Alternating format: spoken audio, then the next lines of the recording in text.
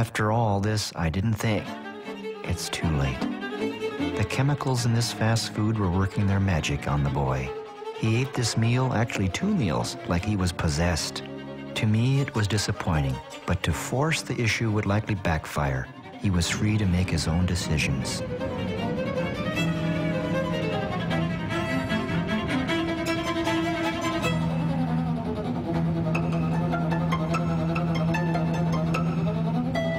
Three hours later, on a plane headed for Jackson, Mississippi, the results were in.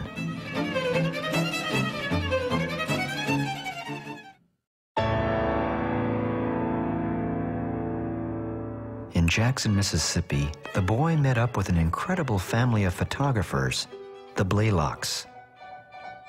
Dr. Russell Blaylock is a renowned board-certified neurosurgeon and author of several books on cancer, excitotoxins, and health.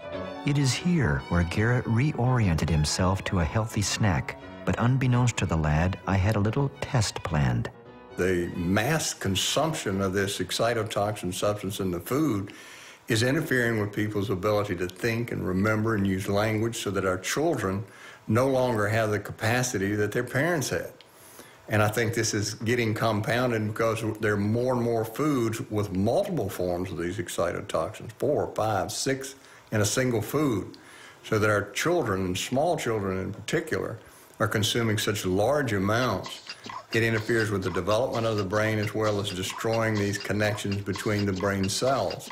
And that interferes with brain function, and that's what we're seeing nationwide, and in fact worldwide in the industrialized nations. The reason that the food manufacturers are telling the public that it's safe is because they're making a huge profit off of it, and it's hard to compete with their fellow manufacturers if they don't use the MSG, because it's a powerful taste-enhancing effect.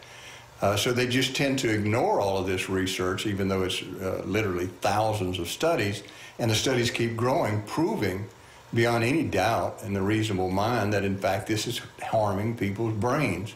It's producing gross obesity, metabolic syndrome, diabetes, infantile diabetes, atherosclerosis. A great number of diseases are now connected to what's happening with MSG exposure.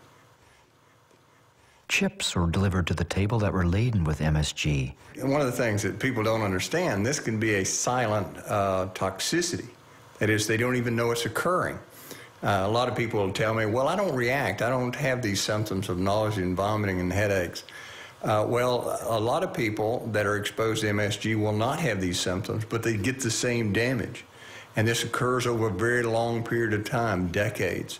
So brain cells are being destroyed, and until they lose a number of brain cells, they're not even aware that they're under this toxicity. It's known in neurology that you have to lose about 90% of the neurons in a particular area of the brain before you develop symptoms. So by the time you develop these symptoms like dementia or Parkinson's disease, etc., you've already lost 90% of the neurons in that part of the brain, and that's what's very important. Another really new important finding is that it's strongly connected to the growth of cancer. And we know that glutamate, when it's increased in a person's diet, makes their cancer grow very rapidly and becomes highly invasive. That means it spreads all over their body. The problem is no one's telling cancer patients they need to be very cautious about taking in these food additives, because it makes their cancer grow much faster and become more invasive, which means they're less likely to survive their cancer.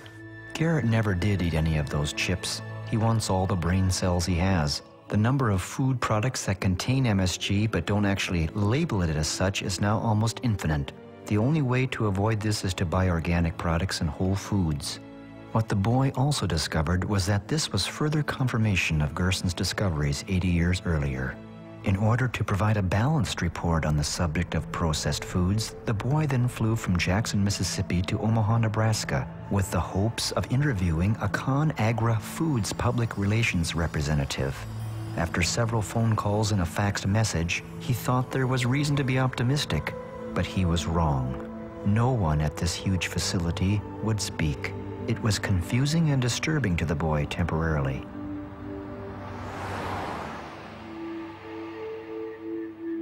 For me, this heavily guarded facility and non-communicative position was supreme arrogance, especially when considering that they are feeding us, or some of us, every day. It reminded me of facilities in Alaska, such as the military's HARP project, that raises questions about the weather, or my experiences in trying to get interviews with oil companies that turned me down flat. The native people of the North and their concerns are low priority. The boy tried to contact ConAgra twice more with no reply. All was not lost, however. We went to Omaha's Mayberry Park, where Garrett found great delight once more.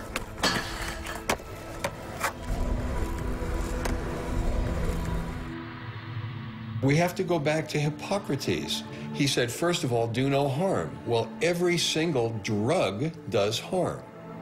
Then he also said, let food be your medicine and medicine be your food. That's very important because food will nourish you and heal you. It's natural materials which your body knows how to utilize. Your body has evolved over millions of years to use. Whereas these huge, incredibly profitable companies all over the world are damaging, liver toxic, and cause disease. So how can they really be considered a medicine if they're causing disease? If we couldn't speak to food manufacturers, then maybe we could speak to a food engineer. Meet Carol Hornline. We met her at the St. Louis, Missouri airport and were driving her to a radio interview. Along the drive, there was plenty of time for sightseeing. Garrett, in particular, now had time to digest a lot of information. He overheard much of the conversation going on in the front seat about another food additive that made him remember.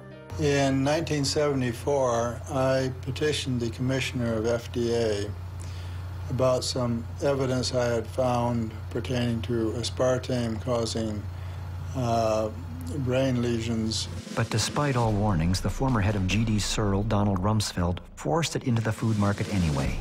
As a highly paid and highly respected food engineer, Carol was right in line to work with this dangerous substance.